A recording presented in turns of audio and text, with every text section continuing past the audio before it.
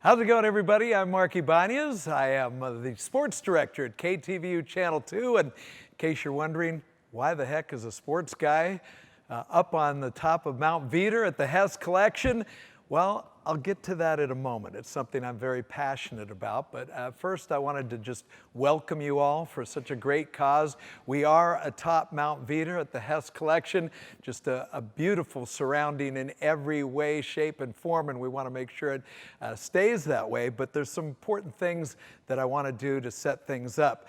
We are at the Winemaker Classic and the Home Winemaker Classic, I should say. Usually this event is held in person every year, but obviously over the past year and a half or so, we've all had to get used to doing things just a little bit differently, of course. So I just want to set the way for what we're going to try and do tonight and why we're all here. You know, it's basically an annual event that funds fire protection, fire prevention, and education to help fund the work performed by the Mount Veeder Fire Safety Council. Obviously very important in these dry times that we're all in. I mentioned a little bit about why I'm actually here. It is something that I'm very passionate about. Of course, in the fires of 2017, I found myself right smack dab in the middle of something well outside the sports realm. You know, we have the NBA championships tonight and the Giants are playing and all of that. But I felt like I really wanted to be here because of my experiences. I wanted to share just a little bit with you. I was out that Sunday night, that infamous Sunday night, when the winds kicked up, and I noticed, you know, a bright red glow in the sky and immediately recognized that something was wrong. And, you know, I just wanted to share a couple of true stories with you. I called Channel 2 and I said, I have a feeling there's a big fire breaking out. And later, a cameraman told me he was standing right next to our assignment editor, and she literally said, the sports guy is on the line. He says there's a brush fire out in Napa. So that said to me a couple of things. This guy later told me this story. They weren't taking you seriously. And I think that prior to those fires in 2017, I think a lot of the tendency was, yeah, there's fires every summer. There's fires all the time.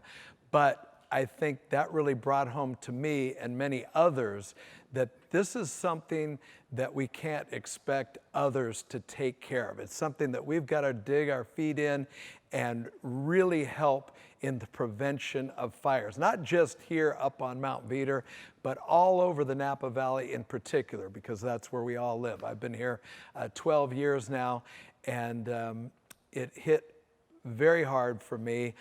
My brother-in-law, who lived on top of Atlas Peak, I'm sure you're familiar with the pet cemetery up there, he literally lost everything and was alerted by a friend that the fire had broken out up there. And to tell you how close it was for him, he and his girlfriend had to jump in their cars and hightail it down Atlas Peak, and they did not make it out with literally anything, including their wallet, their cell phone, nothing.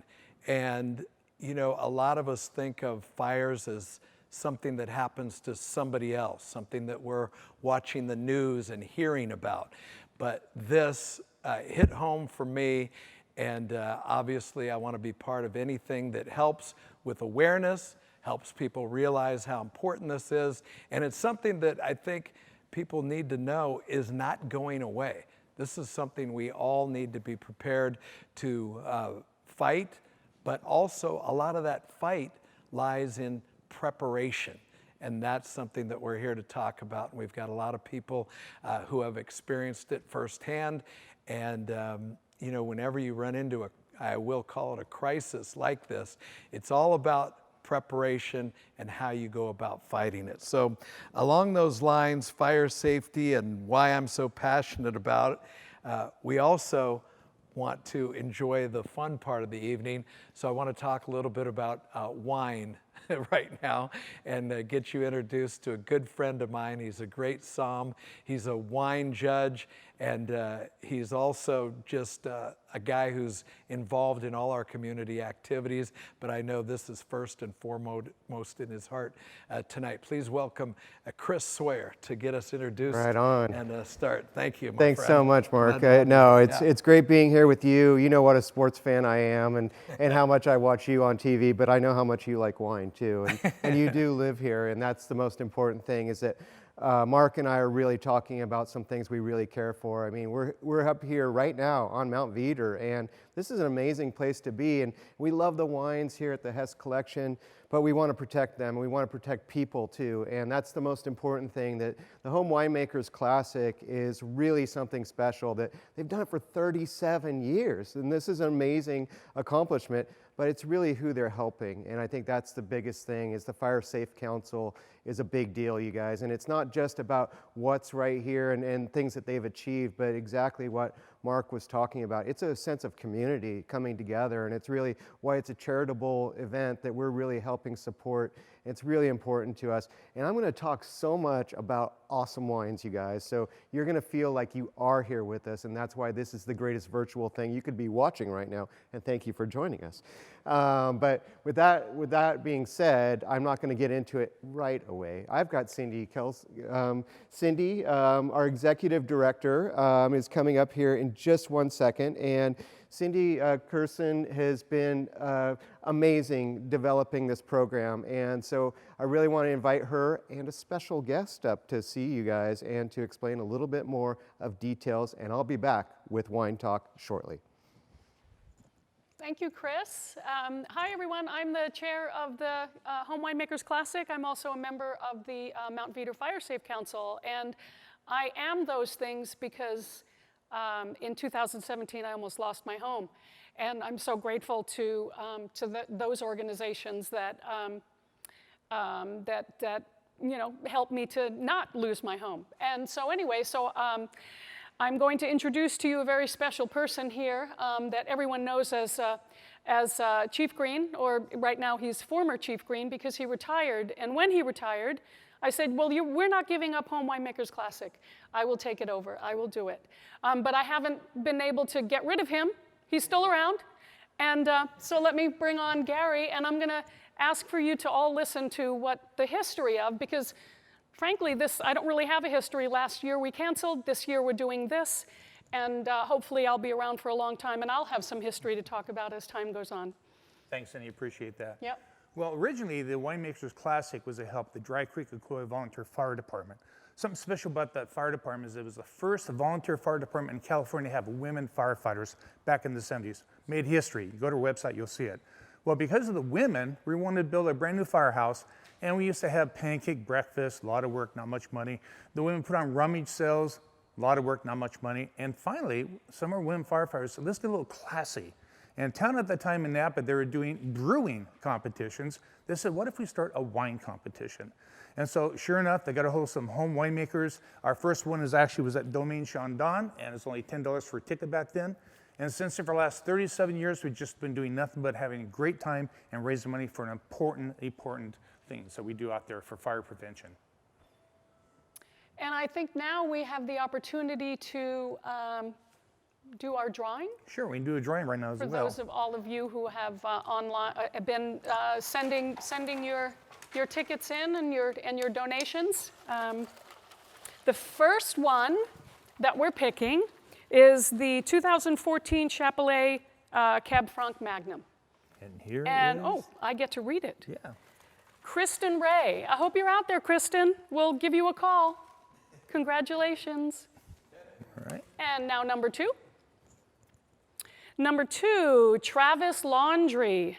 We will give you a call. Kensington, Maryland. Maryland, MD, what's MD? Yeah, Is that Maryland? Yeah. Wow, I hope you're $500. watching. Congratulations, $500 to you. And finally. The Moffats, local, they're here. And they have won a beautifully sketched and hand-painted 2017 Catherine Hall Cabernet, which values at $975. Congratulations to you. Thank you so much for supporting the Mount Veeder Fire Safe Council and Home Winemakers Classic. All right, thank you. Okay, I'm back, everyone. So I hope you got a lot out of that. Really great organization that you're helping support here. Fire Safe Council, the real deal. No messing around. And I hope you guys have been watching the news too. A lot of fires going on right now. And we're going to explain a lot more about how detailed they are in helping this community really prevent those fires and educating all of us about fires in general, and you can never learn enough information about that. It's a very important thing. It's just as important as swimming, everyone.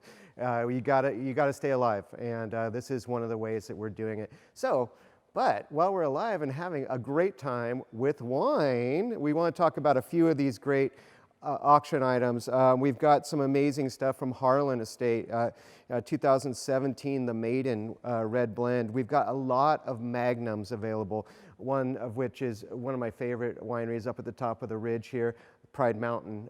Fantastic stuff. I know that Chapelet has donated an amazing Magnum as well. One of the great wineries that I really feel strong about, and I think that anyone that knows where Mount Veeder is, it's the Mayacamas Mountains. So Mayacamas Winery has 3 different auction lots. I think that's an amazing thing there. And if you guys know the history of Stag's Leap Winery, and you might know a lot of winemakers that work there, well, Rolando, who owns Mi Sueño, is one of them, and he's got a great Magnum in this lot too that you can be looking at. He's got a few different things in here. Kathy Corison, she's got a great tasting with Kathy Corison. I mean, I want in on that one. Are you kidding me? One of the greatest winemakers around. You've got different Magnums from Crane family, small auction lots, really nice. Camus, 2019 Cabernet from Camus. It's going to be fantastic. Hard to find these things. And you've got Gros Sauvignon Blanc for 2 bottle sets. You've got things like the movie theaters are giving tickets, especially Cameo and St. Helena. So really worth looking at the website and really going right to Home Winemakers Classic to find a lot more information about those things. But before you do that, be sure and watch this video that's coming up right now. And I'm going to say one thing about these 2 people. This is Legier and Meredith Winery, and this is Steve and Carol who own it. And they are 2 of my dearest friends, and they live right down the road from us here. And in fact, you can see Hess Collection right from their estate. They're really important people, and one of the great things about Carol, she was my professor at University of California, Davis, go Aggies. But also, I want to say that she is also on the council for the Fire Safe Council. So she's a member and she cares, and you're going to learn some stuff about this mountain that's very interesting and how these things are affecting all of us, and also what kind of plant material is up here and actually in harm's way and how they took care of it. So enjoy this segment. It was really fun filming this with them a few weeks ago. I think you'll learn a lot and enjoy. Cheers.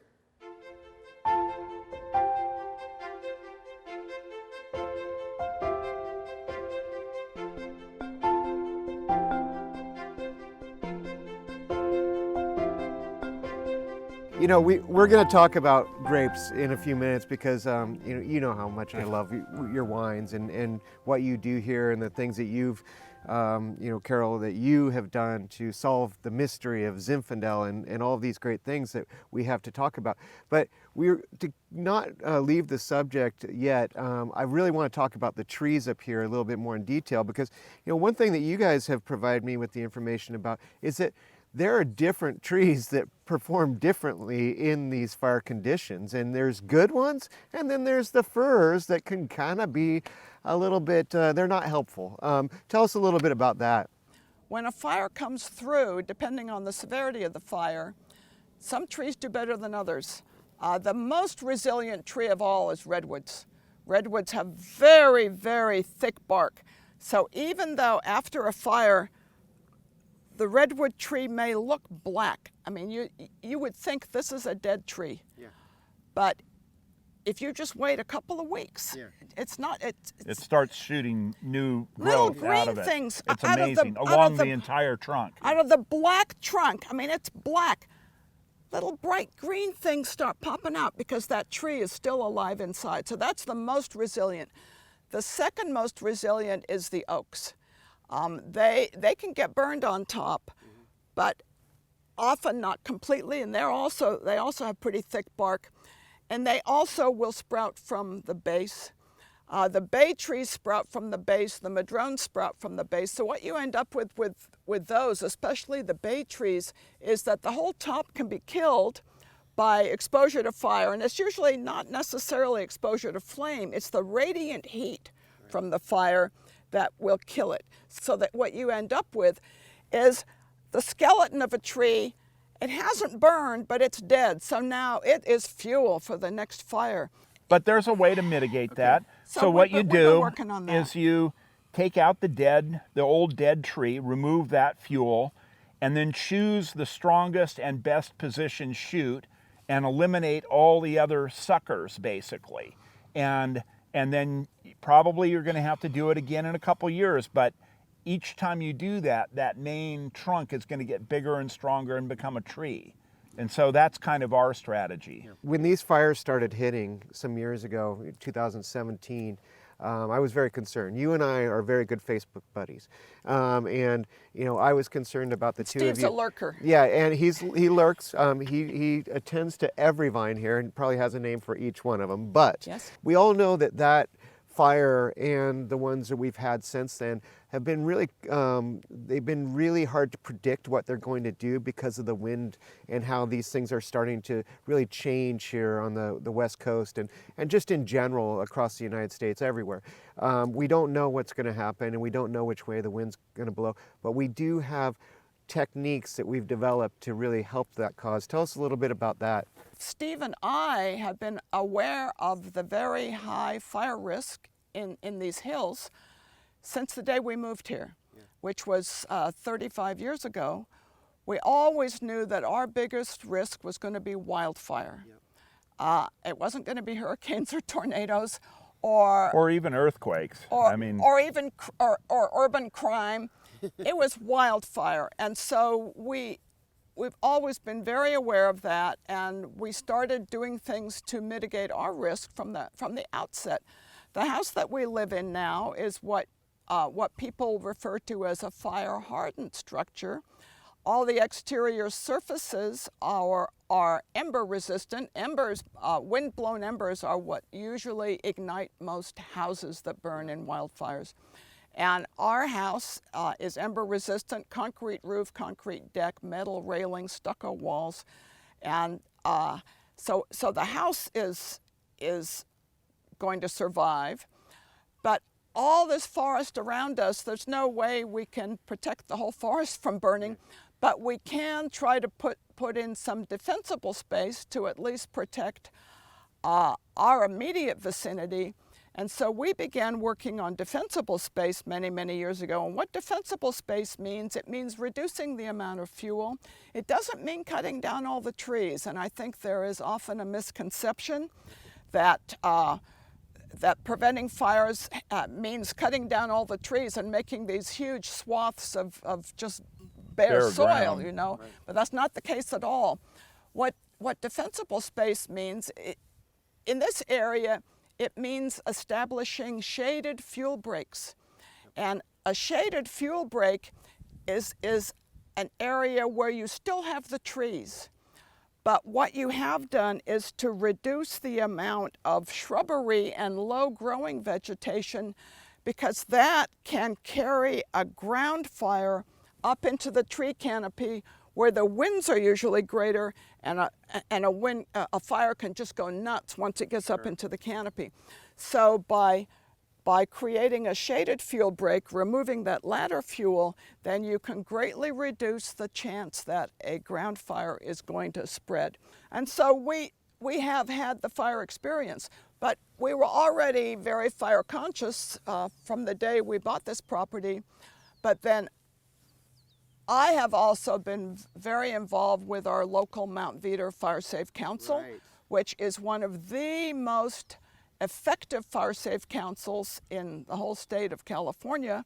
It has been in the lead. It has really been paving the way, and our fire safe council has been in existence for 20 years, making it a real pioneer.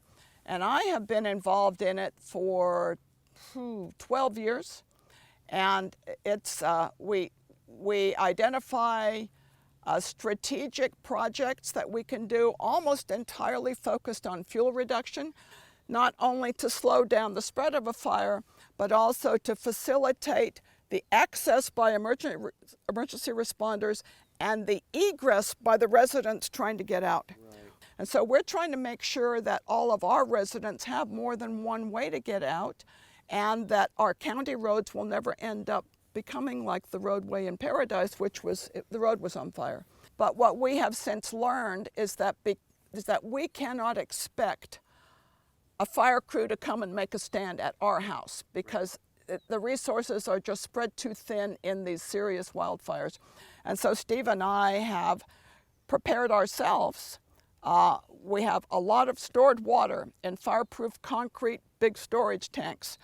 We have a couple of generators. We have a huge amount of defensible space. We have air purifiers to make the air in our house breathable, because without that, the smoke will drive you out. And we have tons of N95 and N100 masks. And we have a lot of stored food.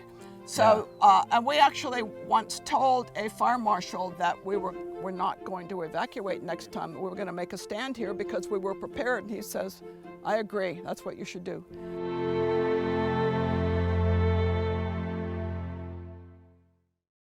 Back to the live portion of our broadcast tonight, and alongside Chris Sawyer. If you are just joining us, this is all part of the first ever virtual Home Winemakers Classic.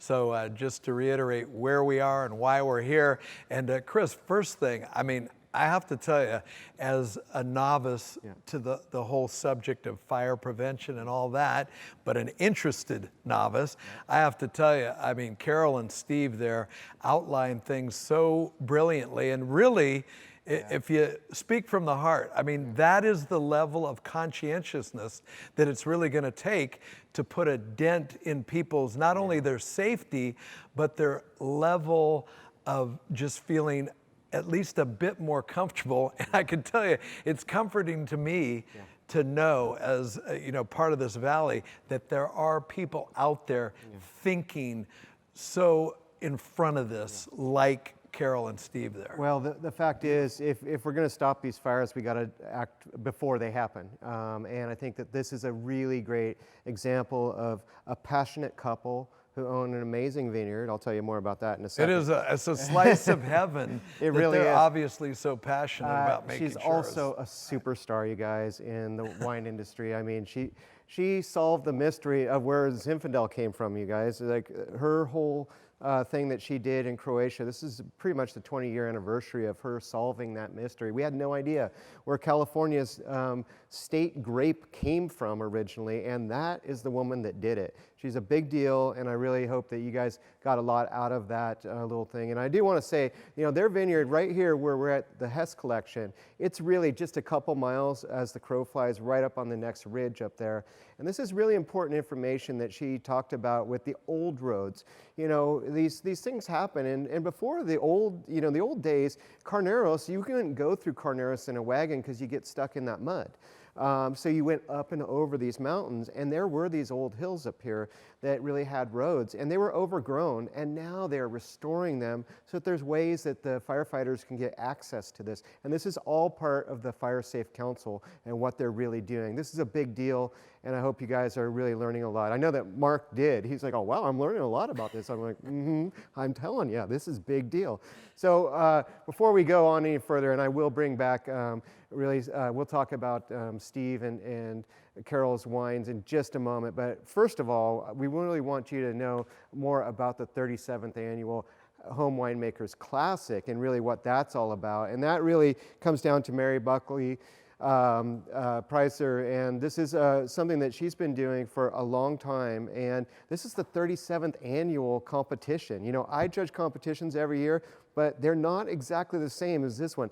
This is from vineyards around here that are so great in Napa Valley primarily, and especially on Mount Veeder. Some tasty fruit out there, you guys, and if you can make it into a great wine, you might win this competition. Find out how this competition is run right now. Cheers.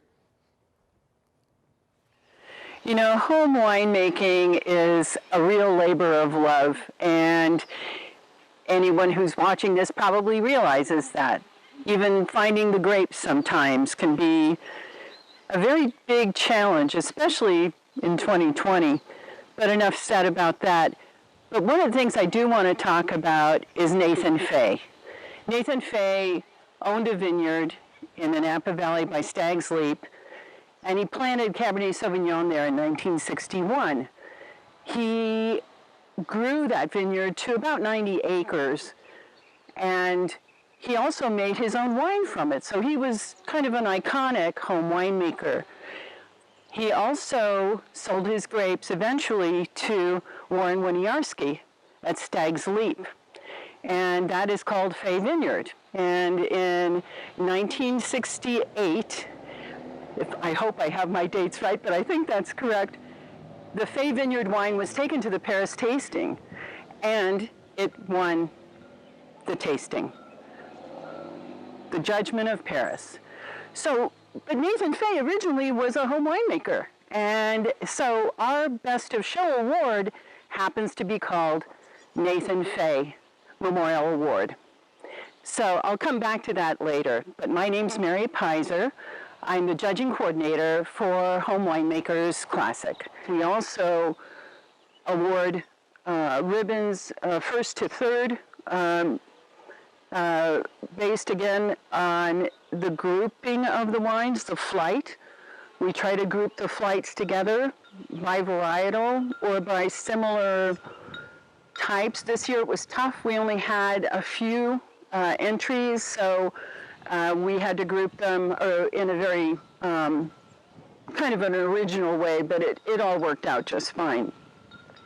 I think that winemakers who make wine at home have a daunting task, and I think that it is very difficult to do that at home and be on top of it and be aware. White wines in particular are exceptionally daunting because of the way that they have to be refrigerated and monitored and maintained. So let's go ahead and talk about the wines that were submitted. So we had only 11 entries this year, which was lower than we anticipated, but not unusual, I think, given the year with everything's COVID. So the year of COVID, we'll call it.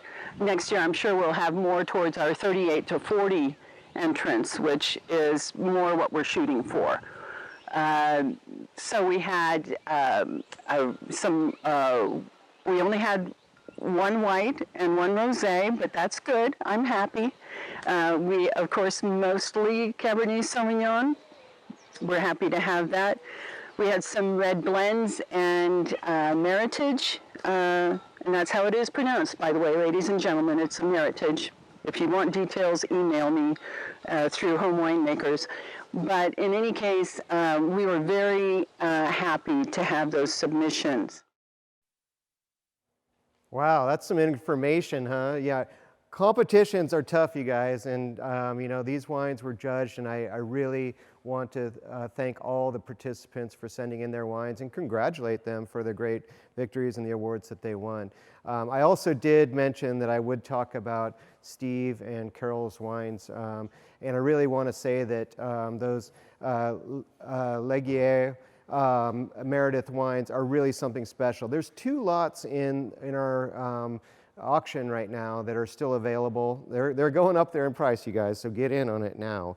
But they're both Syrah, and one's a 2017 and one's a 2018 harvest. And you know, they were bringing in their Syrah right before the fires hit in 2017, so it's got a little lucky charm to it, I would say. And 2018 was just an awesome vintage. So one of the things that I love so much about their program, and I do want to say one thing about Steve too, how they met. Well, he worked for Robert Mondavi, and he was very big in the development of those vineyards. An amazing man. So that video that you saw was like 2 big-time people who really care about this, and they also really go into more detail about what they're growing. Zinfandel is one of them, obviously.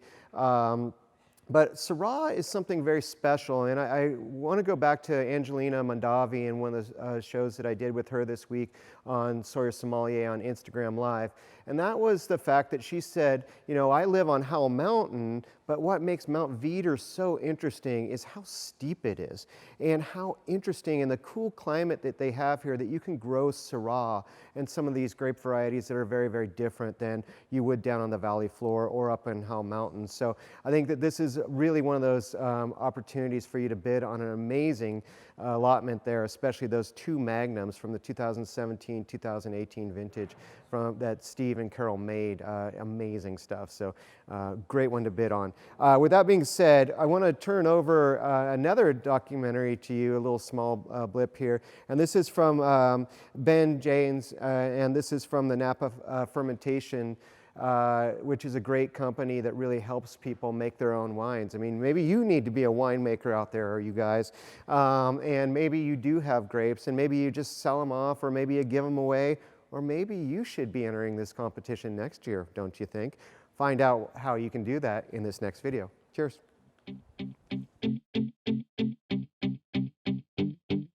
Hello wine country and the Home Winemakers Classic. Some of you might recognize me as one of the many friendly faces at Napa Fermentation Supplies. Today I'm going to talk about adjusting the pH of your wine. I'm not going to get into TA or total acidity, but keep in mind as you add acid it will raise your TA, and as you reduce acid it will lower down your TA. There are many layers of the winemaking process, and boy isn't that true for so many things in life. I wish I'd paid a lot more attention in chemistry class back in college, but I didn't. So when I began winemaking, I would ferment my grapes, bottle it, age it, and enjoy it. The extent of my chemistry was adding Camden tablets to the wine, and that was very minimal on chemistry, but we all can do that. As time has gone on, my knowledge has expanded, as we all hope it will for everybody. Now, what we're going to be doing is adjusting your wine, your pH in your wine, by drinking your wine. No, I don't mean by pouring a glass of wine it's going to adjust your pH, but you're going to have to taste test your wine, and in doing so you'll figure out which pH tastes the best. Now at home, there are not as many guidelines as if you were a commercial winery. At home you just have to make sure you and your loved ones enjoy your wine, but the winery needs to make sure everyone enjoys their wine, so it's a little bit more loose for you. Now there are only a couple things that you're going to need to adjust your pH at home. pH test strips, or pH meter. Now the pH test strips are not as accurate because sometimes it's hard to see the change in color with the test strips on red wine. You can see the color change on white wine without any problem. Now the pH meter is a little bit more expensive, but it is worth the investment to make better wine. Secondly, you'll need a scale that reads in 0.1 gram or tenths of grams. Third, you will need tartaric acid, as that is the natural acid in grapes already. Fourth, you'll need 4 glasses. And fifth, you'll need a way to measure out 100 milliliters of wine, either a graduated cylinder or anything you can measure out 100 milliliters with. Us winemakers in Napa Valley are pretty lucky. Our pH and TA are usually where they need to be. Elsewhere around the United States, they aren't so lucky. They're usually a little further off. Now in this example, the red wine that we're going to be using, let's just say it is at 3.8. Where should we go? Red wine ranges of pH should be between 3.4 and 3.65, and white wine should be between 3.1 and 3.45. Should we go to the lower end of the pH range or the upper end of the pH range? That's where the trial comes into play. So we're going to pour 100 milliliters into each one of our glasses and try a different dose on each glass. I'm going to get into a little bit of chemistry now. If we add 1 gram of tartaric acid to 1 liter of this wine, say this wine's at 3.8, we'll lower down your pH to 3.7. That is why we're using 100 milliliters of wine in each glass, as that is a tenth of a liter. That is also why we're going to use a gram scale that goes to a tenth of a gram, because we're using tenth of a liter, tenth of a gram of tartaric acid. Adding 0.1 gram of tartaric acid to 100 milliliters of wine will lower our pH from 3.8 to 3.7 in this example. We're going to add tartaric acid to our wines now. Now I'm going to skip over the 0.1 addition, as that will only bring our pH down to 3.7, and that is above the normal range of wine, red wine. Now to glass 1, we're going to add 0.2 grams. That will bring us down to 3.6. Glass 2, we're going to add 0.3 grams. That will bring us down to 3.5 pH. Glass 4, we're going to add 0.4 grams, which will bring us down to 3.4. And glass 4, I can't count either. I wasn't good in math. That will bring us down to 3.3. Now, yes, that is below the normal pH range, but sometimes things are out of the normal, so it's worth a try to see if that tastes good to your taste buds. Now that you've made your tartaric acid additions to your glasses of wine, you need to have your best winemaking team with you so you can taste test all of your glasses of wine. Now, once you have determined what glass tastes the best, you just need to multiply that up for the rest of your wine. So let's say you're making a 60-gallon barrel. There's 225 liters in a barrel. Let's say you just needed the 1 gram addition to adjust your pH by only 0.1. That would be 225 grams in your 60-gallon barrel. Let's say that the 0.4 gram addition tasted the best. Then you would need to multiply 225 by 4, and you would get 900 grams of tartaric acid to add to your barrel of wine. Without becoming a chemistry major, I'm going to talk about a few things. Even though you have calculated your acid addition and know what you need to add, it's always safe to add in half of your calculated acid addition, taste test your wine, add in a quarter of your acid addition, taste test it, and then finally, if everything seems like it's on its way, add the final quarter of your acid addition and do a final taste test. You can always add some more, but it's hard to take it back out. Now, this whole time I've been talking about adding acid or lowering down your pH. What if you happen to be the other direction where you were a little low in your pH and you needed to reduce your acidity? You would do everything exactly like I showed you, only you would switch out tartaric acid for potassium carbonate. Adjusting your pH is relatively simple, and it's even more simple with the correct equipment. Now, I'm going to leave you with a little tidbit of information before I go. I have many commercial winemakers who purposely lower down their pH to 3.0. Now at 3.0, your wine is basically antimicrobial. Also, your SO2 additions are more potent. Less of the SO2 addition gets put on total and it stays free, which the free SO2 is the part that does the job. Now, right before bottling, they will raise their pH back up to what tastes best. They will do a trial at that point. So what this all means for you non-winemakers is the lower your pH, the brighter your wine is. Now, some people might confuse tannins with pH or acid.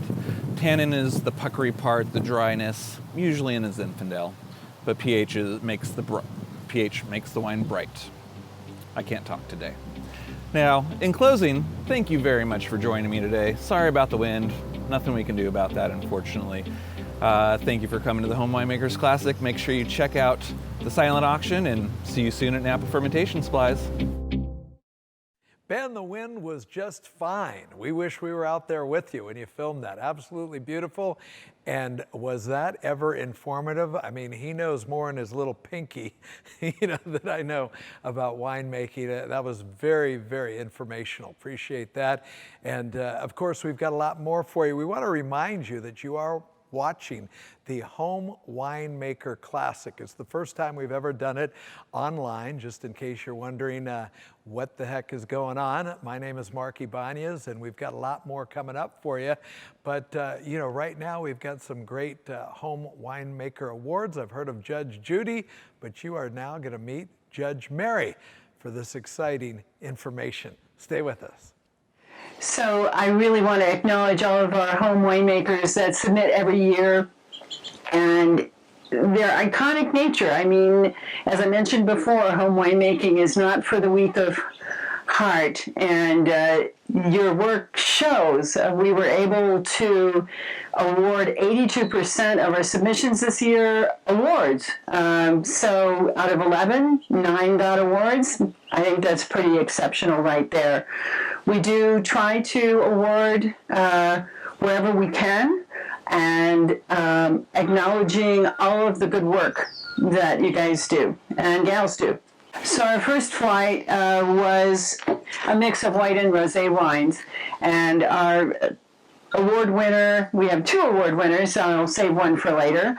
But our first award winner was a second place award for Melissa Carlisle from K Syrah Vineyards for her 2020 Syrah Rosé. She sourced her grapes from Coonsville, which is great. Our winemakers, home winemakers, are very proud of where they get their grapes from. They feel very lucky to get grapes, I think, frequently.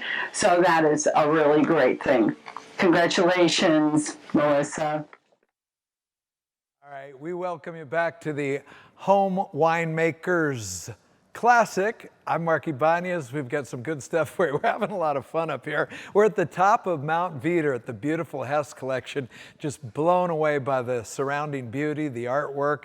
Certainly recommend that you come up here when time permits in your schedule.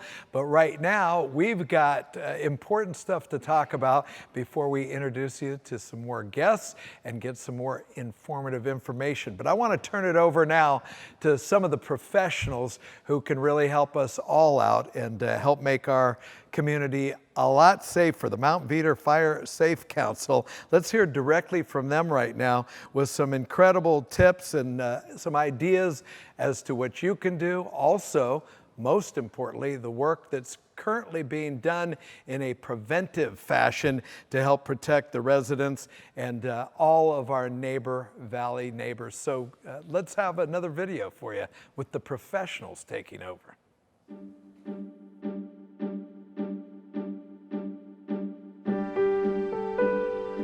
The Mount Veeder Fire Safe Council was started by me over 20 years ago after I attended a fire ecology seminar down in San Diego and listened to a program by a gentleman by the name of Bruce Turbeville, who brought the concept of the Fire Safe Council. And something that really struck with me is that, you know, we are in a very severe wildfire situation, and it's not the fire department's problem.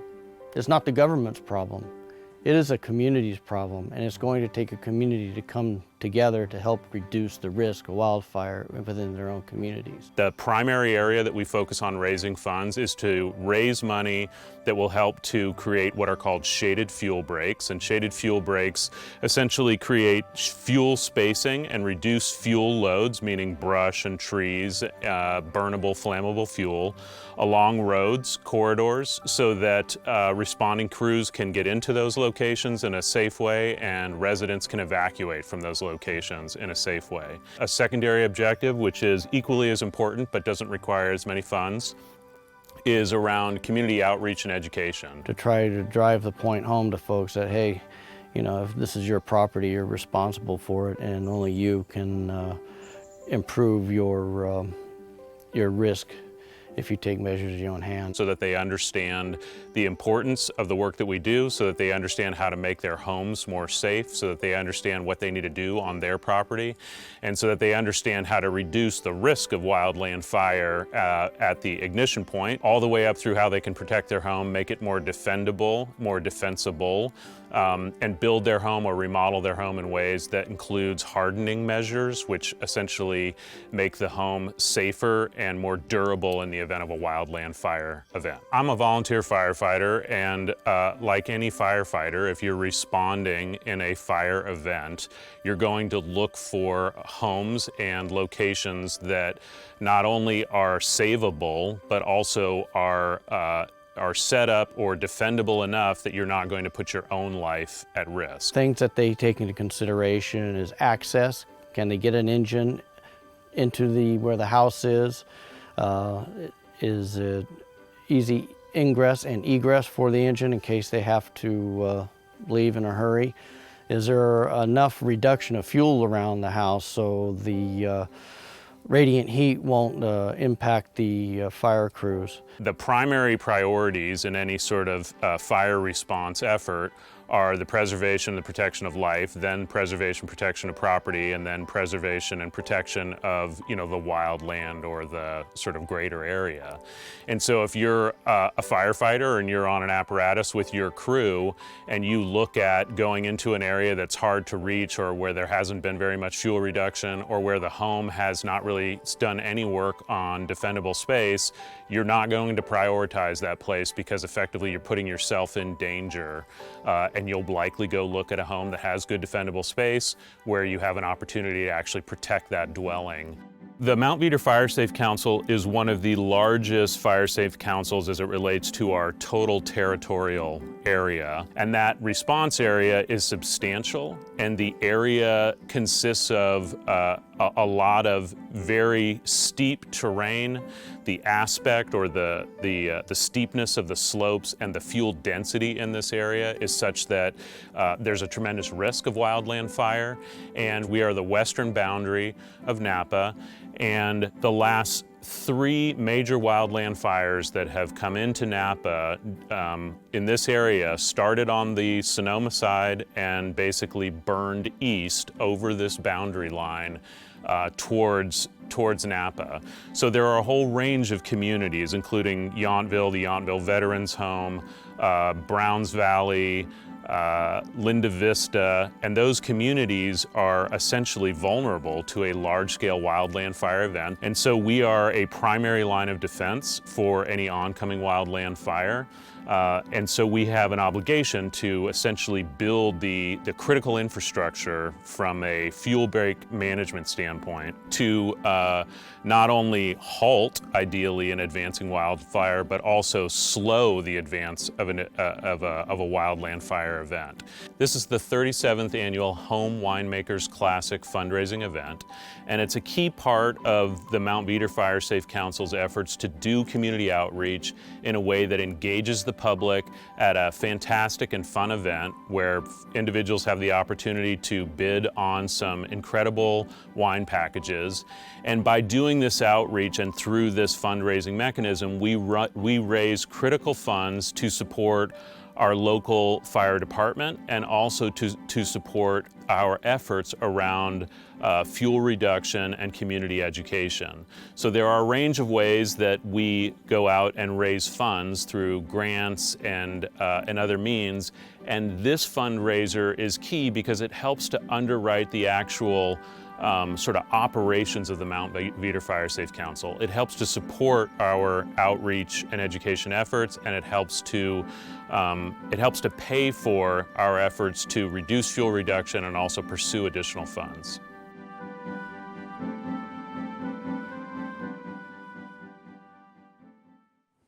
What great work the Mount Veeder Fire Safe Council is doing. And you know, the thing that struck me about that video in watching it the first time is, did you catch the part where he said, you know, we can't necessarily rely on, and I think it's kind of a human nature thing, a tendency to say, well, what's the city doing about this? You know, what's the county doing about this? No.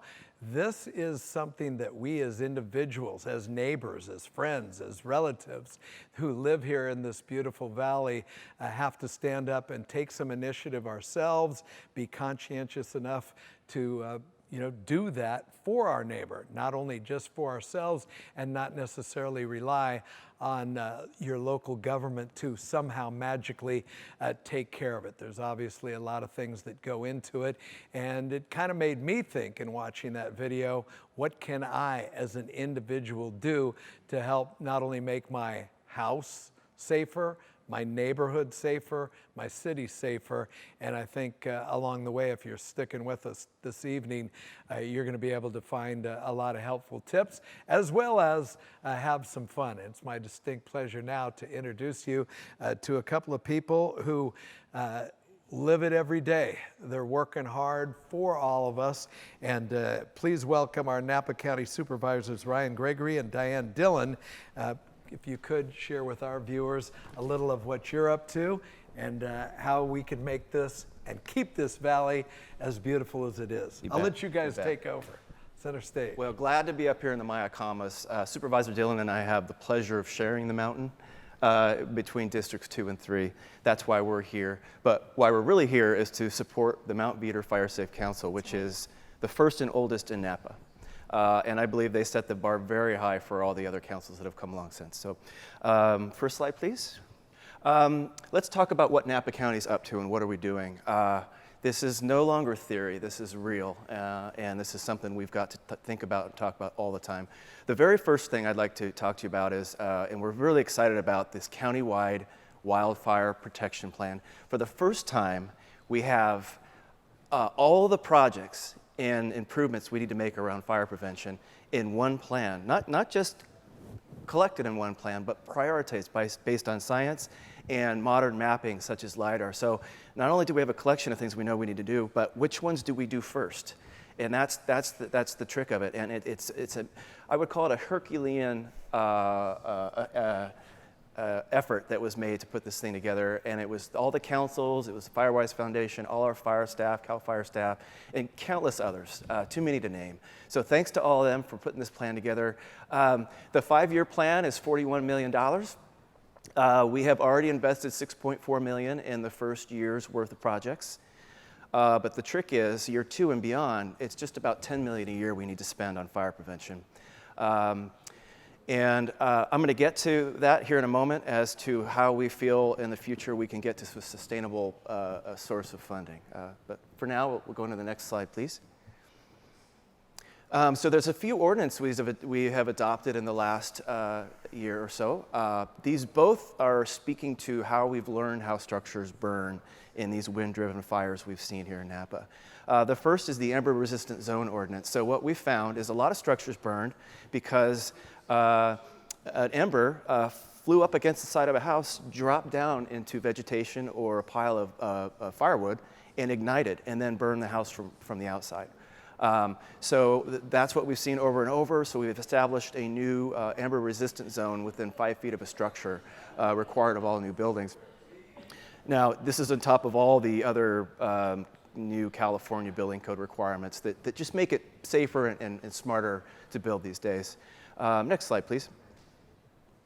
The next is the home hardening ordinance. And this is what you've heard about a little bit with Steve and Carol. We've also learned that embers will fly towards the attic vents and get sucked in there, and they will burn a house from the attic and from the inside out. We've also learned that if an accessory structure that isn't built right is too close to a home, it can ignite and then ignite the house, and then things like decks. Embers can fly under a deck and ignite the deck and then therefore the structure. So we've also put in place some home hardening requirements for new buildings here in Napa. Next slide, please. So we realize, as I said earlier, this is no longer theory. This is something we have to be ready to tackle every year. And so we started for the very first time, an ad hoc committee. And this is a collection of us that we meet regularly, and we're always talking about where we are at with fire prevention and where we need to get to on a regular basis. And we didn't really do this before. Committee members are folks like Chief Bellier, our sheriff, Supervisor Pedroza and I sit on that committee, representatives from Napa Firewise, and then a bunch of our county staff sit on that. So we're talking regularly, figuring out what we're doing now, what the next step is. And I've mentioned about money. So the one thing we're talking about right now is how do we get to a sustainable level of funding for years 2 through 5. Now, remember, it's beyond that, too. There's 6 through 10 years, and then there's going back to maintain all the stuff we've built early on. So there's a lot of work to do. It's about $10 million a year. So we are talking, as you've probably heard in the news, about a tax measure, potentially a sales tax, to help get to about $10 million of sustainable funding every year to be able to attack the program and get everything done. So that's coming. You'll be hearing a lot about that soon. And with that, I'll hand it over to Supervisor Dillon. All right, thank you very much. Well, everyone, we are really, really proud to be able to announce to you that we have adopted a new program called Zone Haven, here in Napa County. It's been used in a few other counties in the state, and if we could start the slide deck, please. This is the logo for Zone Haven. This is an evacuation management program. We're really grateful to the Gordon and Betty Moore Foundation of Palo Alto and our own Napa Valley Community Foundation for underwriting this for the first 5 years. I was personally evacuated, my husband and I, from our home in the 2020 fires. I know what it feels like to leave, to be told you're going to leave, but the very first thing is to know whether or not you have to leave, and that's what Zone Haven puts into place in a very organized fashion. Next slide, please. We've established predetermined evacuation zones. There's 250 of them throughout the county. And if you go to readynapacounty.org, you will be taken to a place where you can put in your address and find out which zone you're in. Zone Haven is a way for not only you to know when you get a nixle, if you're in zone 03, 04, or whatever, that it's time for you to leave, but it's also a way for, if you're not home, to know if your home is in a danger zone, and it's a way for you to, your relatives and your friends who may not live in Napa County, to also be able to go onto the website, put in your address, and know if you have been evacuated. Zone Haven is just one more tool in our toolbox. We have adopted since 2017 high-low sirens to help people evacuate, evacuation tags, so that the sheriff or other law enforcement knows the home has been evacuated. And we're just really pleased to be able to bring Zone Haven to everyone in Napa County. Next slide.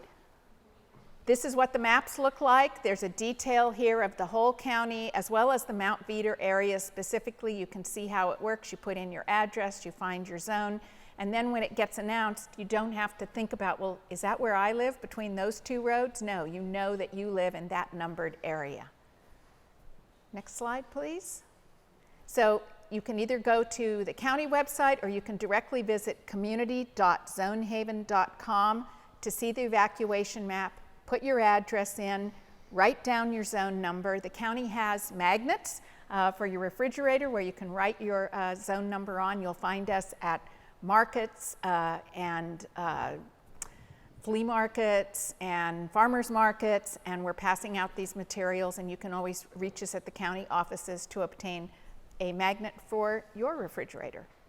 So with that, I think that concludes our program, on this part of it anyway, for Supervisor Gregory and myself. Well, Brian and Diane, I just first of all wanted to thank you as a fellow Napa County resident for everything that you folks do to help make us safe and make our community better to live in. But you know, as an avid bike rider myself, I have to ask you, Mount Veeder is like such an awesome place for bike enthusiasts. I mean, I wish they were all watching this to know, you know, obviously they can't take for granted the beauty, but just to keep it safe and everything, just appreciate you. And any thoughts about the bike riders? So there's no better way to see to come up to Mount Veeder than on two wheels. Right. And there's also no better way to feel the potholes people complain about.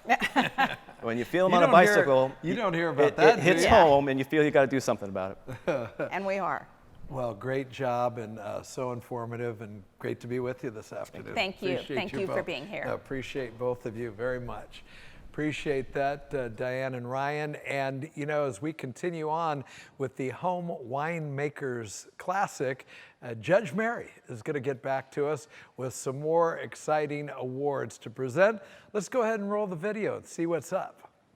Our next set of wines is mixed reds, and in this case, these are wines that we can't really group with by varietal because there's only one of each. So, for example, this year we had a Petit Verdot, we had a Syrah, and a Merlot. So it is. So what we do, so you know, when we're judging, is the judges are aware of what varietal it is, but not who the maker is. So they are judging the wine based on the Petit Verdot model, for example, or the Merlot model. In other words, how close is it to being a Merlot or a Petit Verdot? So we did have 3 awards. We had a first and 2 seconds in this category. Our first award was to Cayetano Hill Wines, and that's Maury Green for his 2018 Syrah from Suisun Valley. Congratulations, Maury. And a second place award going to Dempsey Vineyards. That's Scott Emery for a 2017 Merlot from Napa Valley. So we get our grapes where we can, remember? And then another second place, and we do this periodically. We might have 2 second places, 2 third places, 1 first place. It varies. So in this particular case, we had 2 second places. This went to a new submitter, JKL Vineyards, Kevin Loughran, for his 2019 Petit Verdot from Oak Knoll. Right where I used to live. So good for you. Happy for Scott and Kevin and Maury. They did a great job. And thank you so much for submitting the wine. Yeah, I'm ready. All right. Hey everyone, Chris Sawyer back again. I'm so glad that you're joining us for the 37th annual Home Winemakers Classic. Thank you once again. And I just want to congratulate all the winners. This is a hard bargain to win these competitions. You got to be really good and you got to know how to make wine. But you can take it up a notch, and I think that's what we're going to get into in the next segment. My great friend Judd Fickelstein, whose family owns Judd's Hill, also has another little part there that a lot of people don't know about, unless you go there maybe, and that's the micro crush. And so that was a great video that we did with him, and also for Susie Deenan, who really is in charge of that. So let's just say you do win a competition like this, or maybe you just want to make wine and you do want to bottle it. And believe me, there are a lot of people that hook up with them that are not just from here, but people from Texas that say, you know what, I'm going to buy into this. I'm going to buy some grapes from Napa Valley or Mount Veeder in this case, and I really do want to make wine with those grapes. How do I do that? Well, the micro crush is a really good solution to your problems, and you're going to find out more about this. And I thank Susie and Judd for really hosting me, and I think you'll really enjoy this video. Cheers.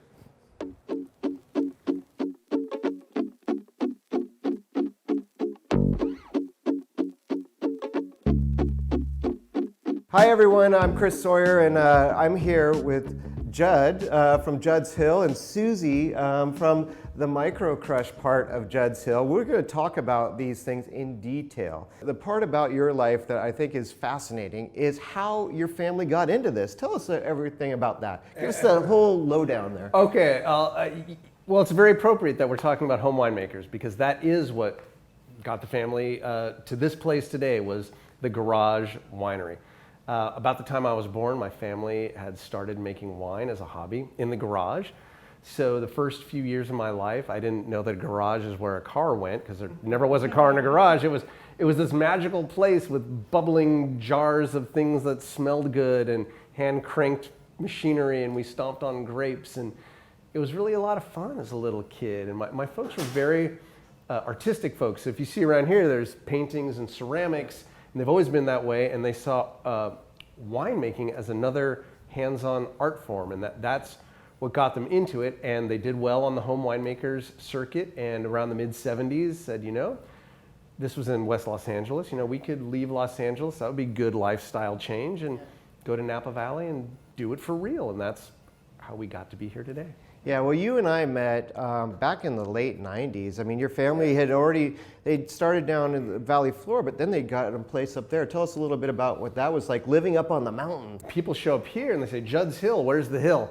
And it's a little hilly, not that much, but we really were on a very steep terraced hillside on the way to nowhere. And it was beautiful, but it was also very challenging. To make wine there. You know, you couldn't have a forklift, too steep.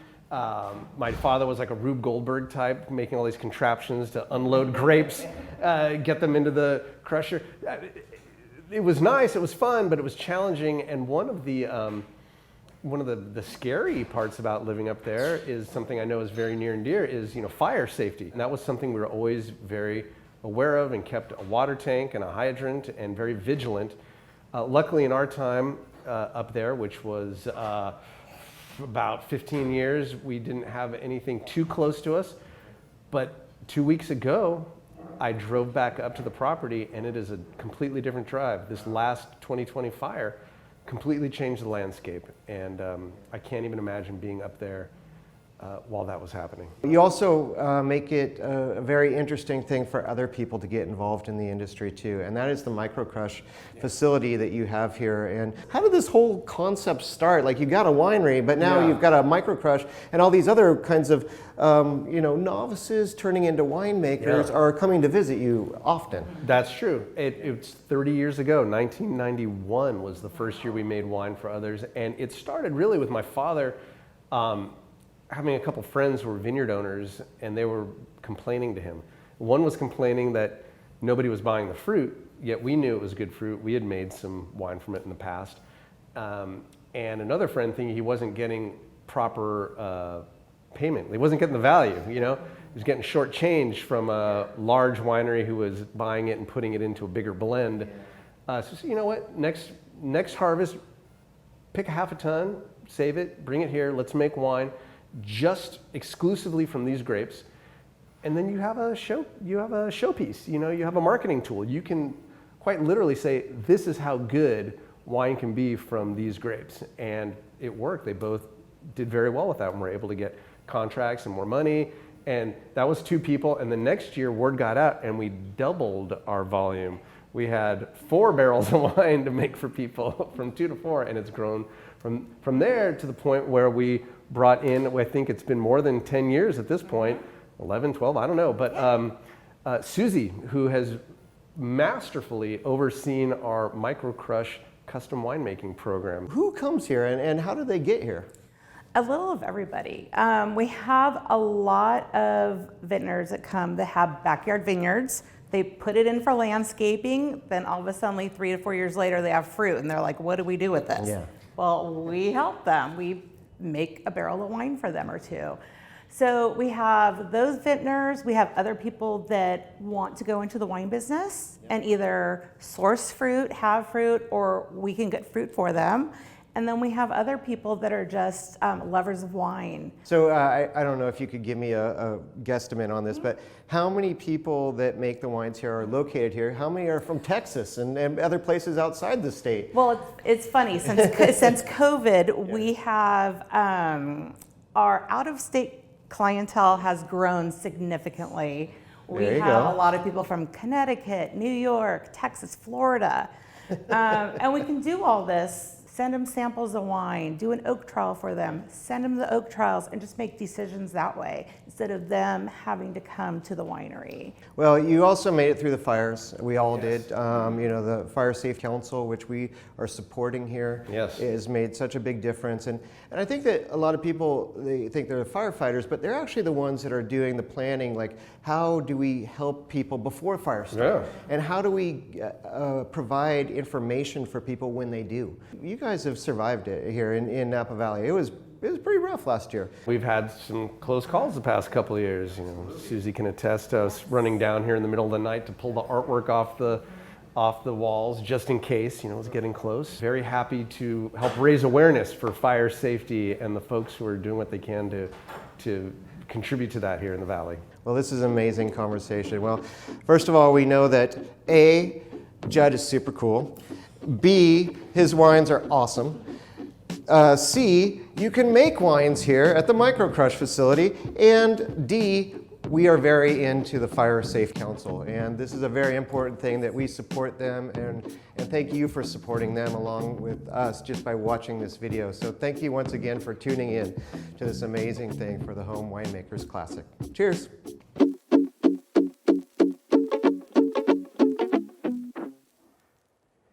If you didn't hear me in that segment, Judd is really cool, you guys. Do not forget that. Judd's Hill, and they are so great. And really, that micro crush concept is a big thing. There's a lot of people that do it, but you know, they put their heart and soul into it. And if you did not hear that one segment, the lead singer of Devo does make his wine at that micro crush. Just so you know, I want you to know that. That's a big deal. We are Devo. Thank you, Mark.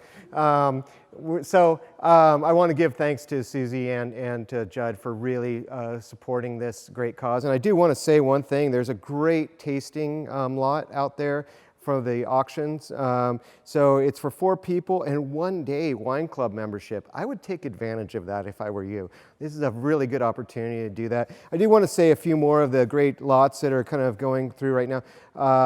Obviously, we've got some great stuff from Chapelet. One of my favorites too, a Magnum, 2015 Magnum from Hendry Estate. And if you know the Hendry wines, those amazing wines that they're making right down at the bottom of the base of Mount Veeder, amazing Zinfandel producer too, but believe me, they can make some cab. And we've got Joseph Phelps Insignia. Do you want a vertical of that for 3 years? I do. Are you going to outbid me? I don't know. Let's do this. It's a really fun one. And I think the bigger thing too is there's values to these things. And if you have to overbid it, you're helping a great charity. What's wrong with that? So one that I really like too is the Magnum of the Navarro wines. I love those guys up in Anderson Valley. They care about fires too, and that's why they donated to this, even though they're not even in this county, but they are one of the great winemaking families of this whole entire North Coast. So I think that this is a great thing for them. Cliff family, obviously. Freemark Abbey, ever hear of them? I love them. You know, Maryvale, Cake Bread, all of these great vintners are involved in this. So I definitely want to say thank you to them. And thank you. I do want to say one other one too. Hop Creek Pub provided us with the food. And this food is killer, you guys. So just go there, eat their food, and enjoy it like we've been doing behind the scenes. And thank them for so much for their support. This is awesome. So without further ado, we're going to move on to the amazing Winemaker Awards here.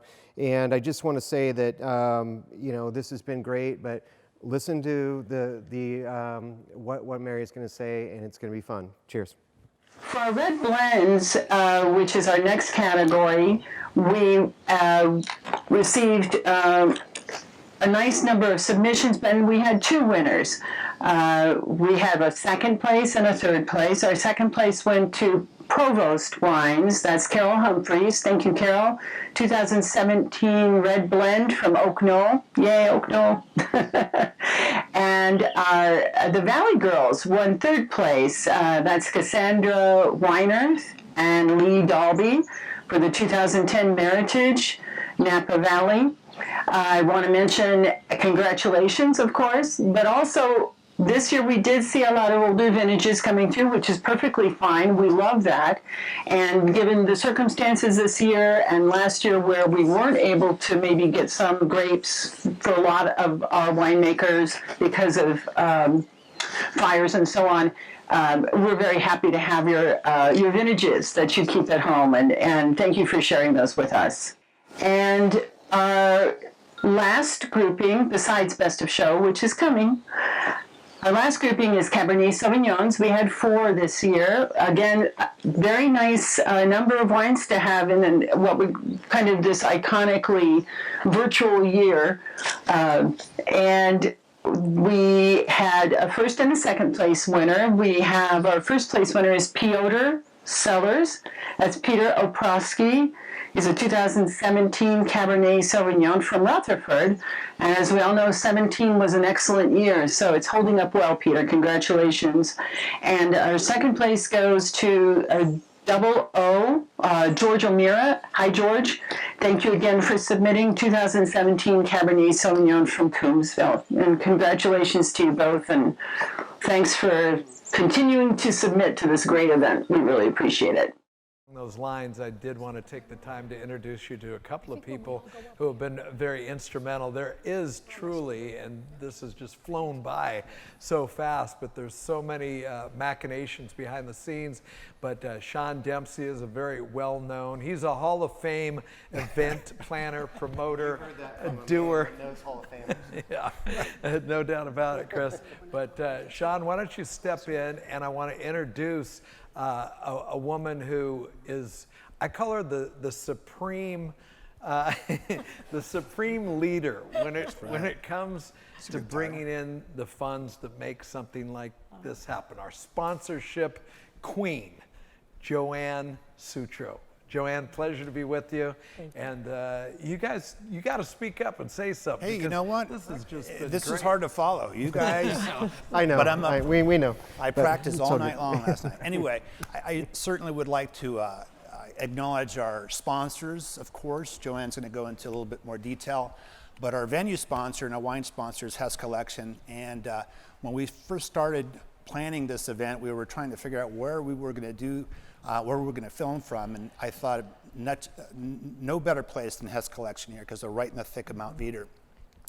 And they jumped right in. The ownership said, yeah, green light this thing. We're happy to be a part of it. And the rest is history. This beautiful spot here. They were actually nice enough to also sponsor all the wines for our sponsors and for our team as well, too. I also want to acknowledge Hop Creek Pub, as Chris did earlier.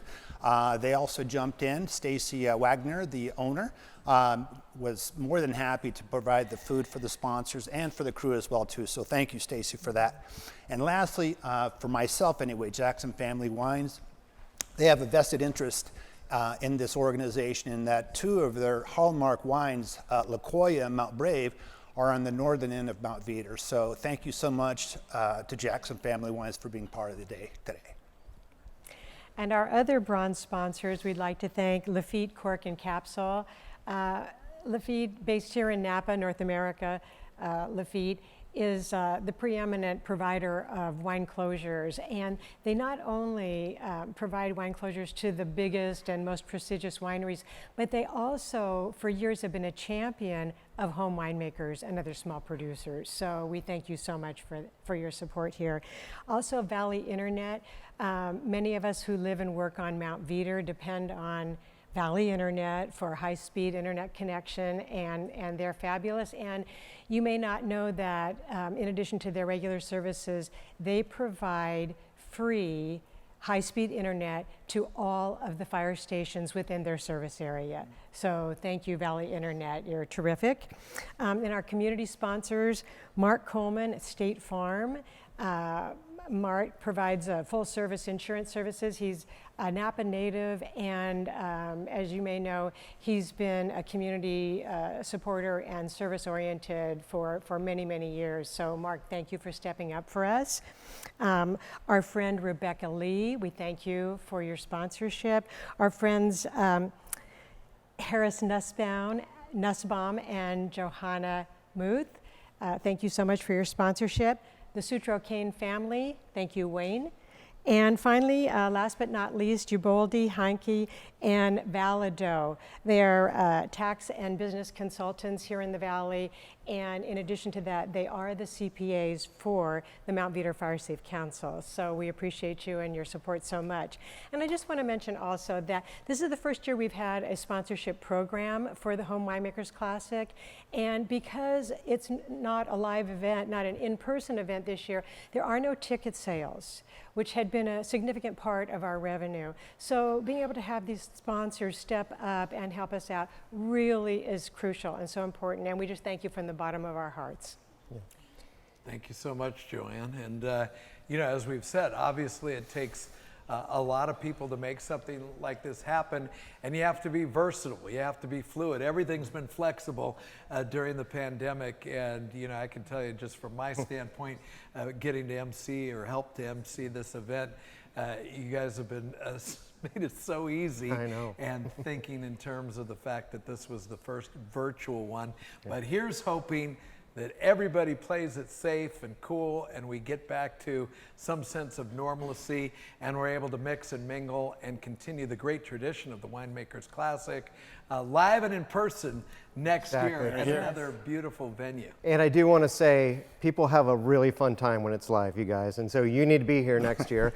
I want to thank Mark just because you were here for us, and I know that you took it to heart, and it was a big deal for you. I also want to say one thing about the award that was given out. The Nathan Faye Award is a big deal.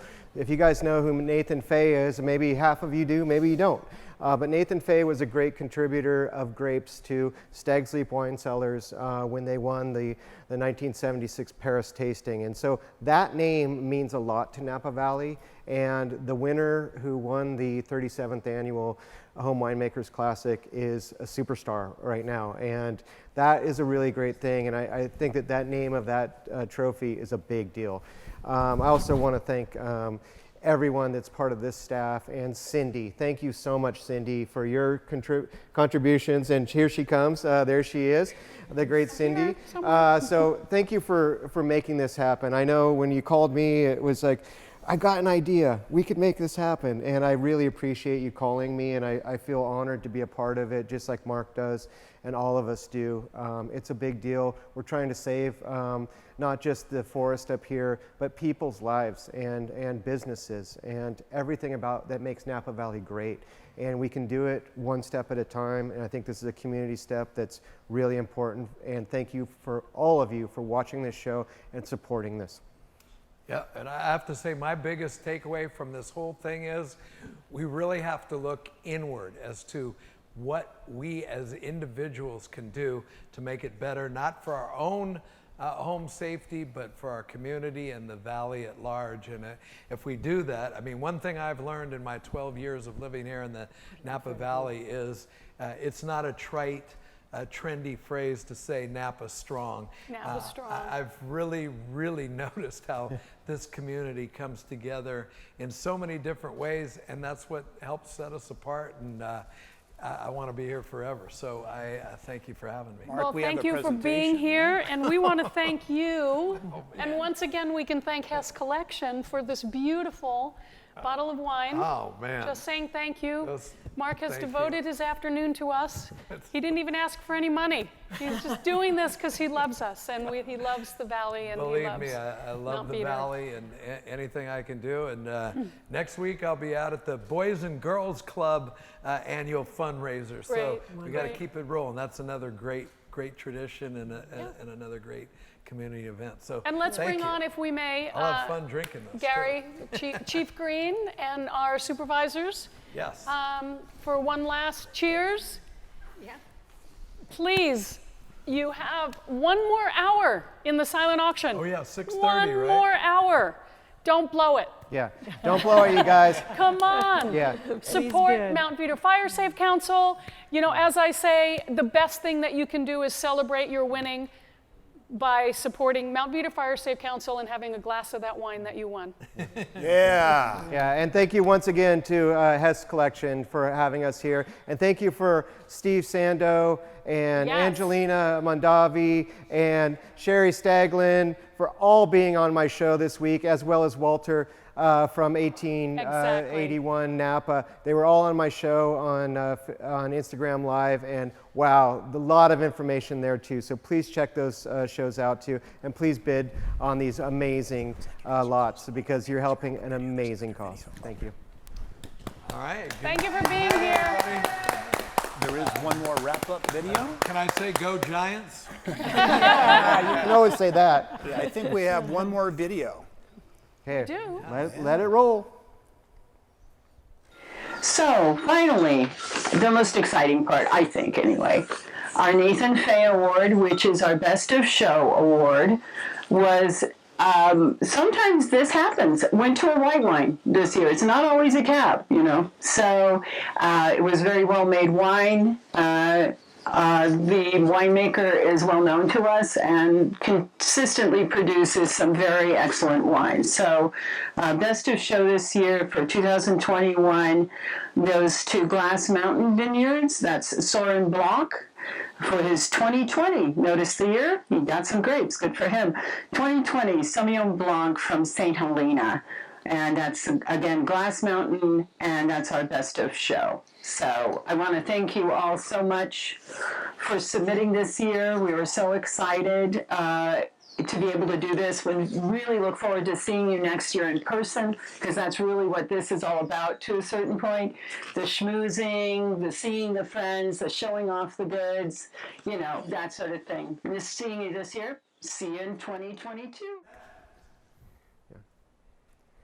Hey, congratulations to Soren Blanc for the amazing award, and it is the Nathan Faye Award. Congratulations, and a white wine won it all. Love it. Yeah. Cheers. Thank you for joining us.